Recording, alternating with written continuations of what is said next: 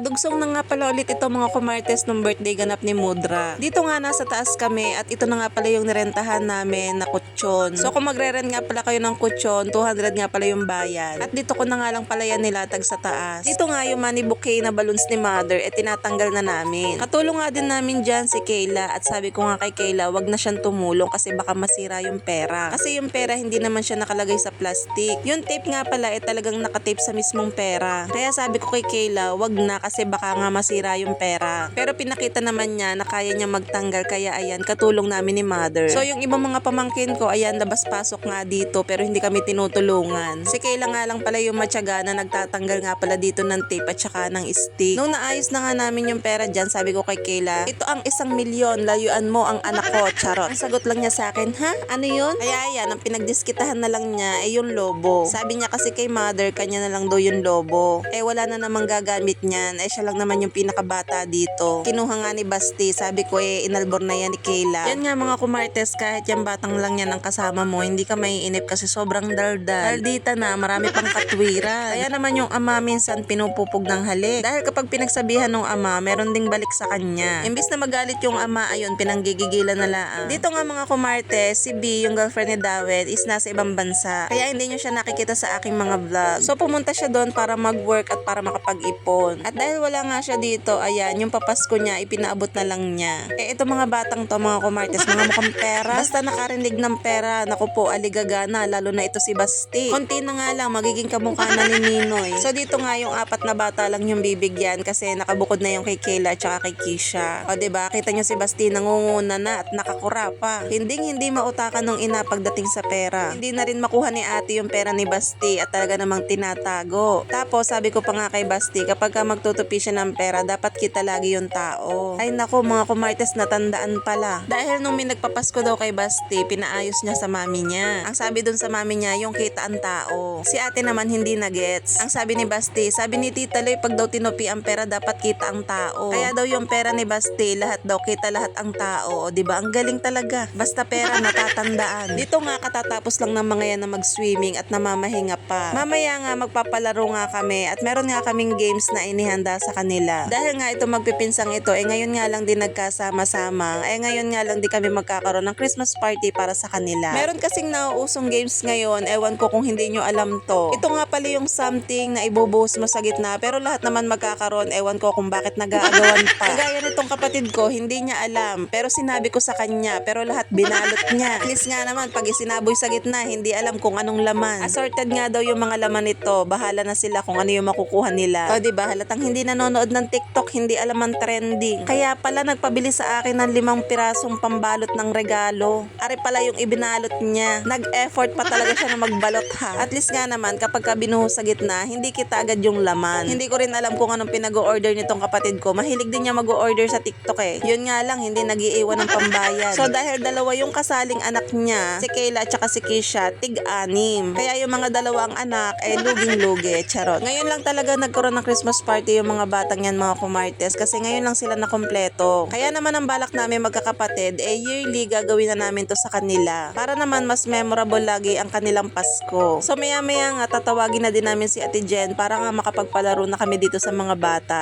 Medyo busy pa lang si Ate Jen sa baba. At dyan nga excited na nga sila na magpalaro. So mga kumartes, hanggang dito na lang muna ang ating mini vlog. Thank you for watching. Bye!